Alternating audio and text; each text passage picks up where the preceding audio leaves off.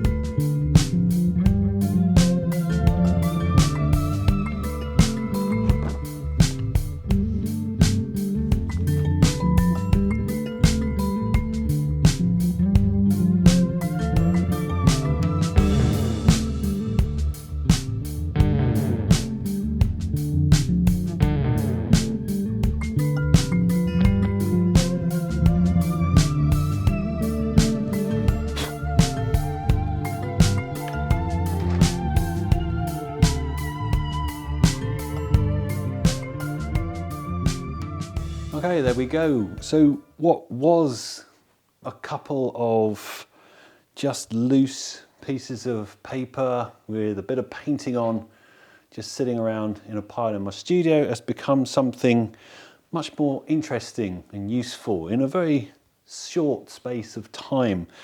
It really took a few minutes to just choose a piece that I thought was interesting, crop it out, and then see if I can improve it with a bit of collage.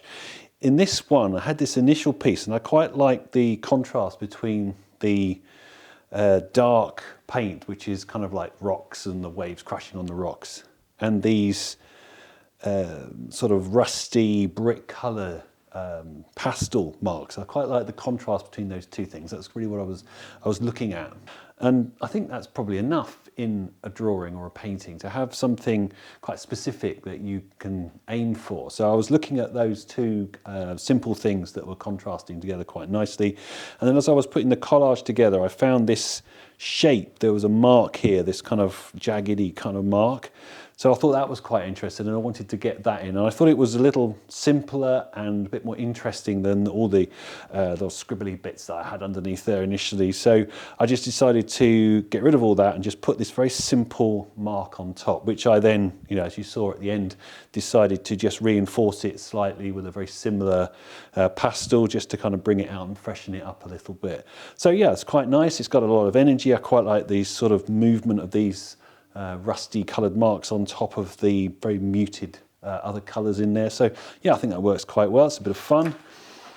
And with the other one, as I was looking through the paintings and trying to decide which one to start with, I just really like this blue. It's kind of really sharp blue. Again, it's a pastel, it's a soft pastel against everything else, which is very muted and quite stark in the colour, the kind of greys and very muted blues. So yeah, I just thought that would be interesting, see if I could do something with that. So got that piece down initially. There was a blob under here of some paint, which I think was actually the side of the paper, the edge of the paper where I was mixing some paint. So obviously I needed to get rid of that.